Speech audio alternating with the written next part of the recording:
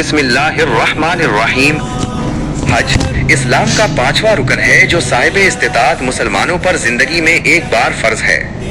हज की 3 अक़साम हैं, हज अफराद, हज करान, हज तमत्तो। लेकिन ज्यादातर हुज्जाज हज तमत्तो अदा करते हैं, जिसमें पहले उम्रा किया जाता है और फिर हज। ज़ेल में हज का मुकम्मल और आसान तरीक़े तरतीब वार बयान किया गया है। 1. इहराम और उम्रा। हज से पहले अगर आप हज तमत्तो कर रहे हैं तो आप मीक़ात से उम्रा का इहराम बांधेंगे।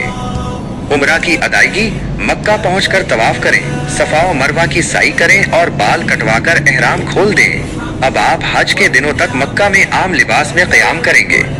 2. 8 ज़ुल्हिज्जा यौमुत तरविया, मीना रवानगी। हज के 5 दिनों का आगाज यहाँ से होता है। इहराम अपनी क़याम गाह से गुस्ल करके हज का इहराम बांधें और हज की नीयत करें।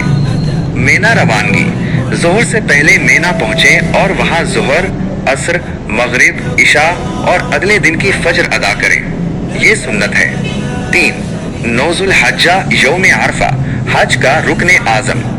वक़ूफ़ अरफात। फजर की नमाज मीना में पढ़कर मैदान अरफात रवाना हूँ।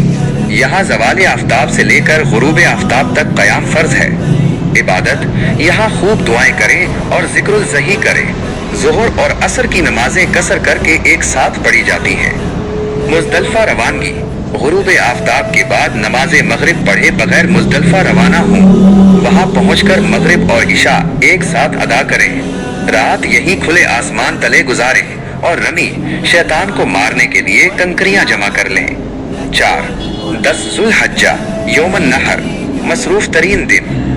ये दिन कुर्बानी और ईद का दिन होता है। इसमें दर्ज झैल काम तरतीब से किए जाते हैं।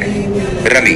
मुज़दलिफ़ा से मीना वापस आकर सिर्फ बड़े शैतान को 7 कंकरियां मारें। कुर्बानी।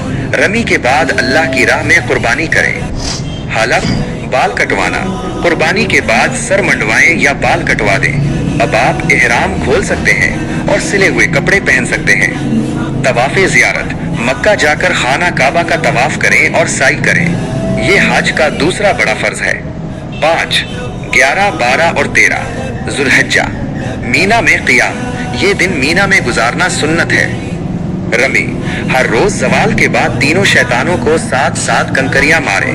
पहले छोटे को, फिर दरमियाने को, फिर बड़े को। वापसी। 12 ज़ुल्हिज्जा को रमी के बाद गुरूब आफ्ताब से पहले आप मीना से निकल सकते हैं।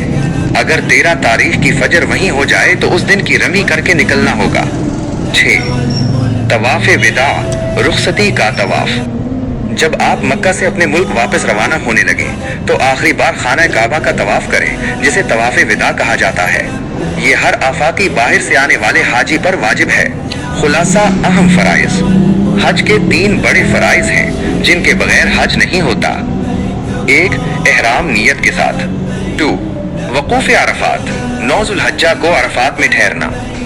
3.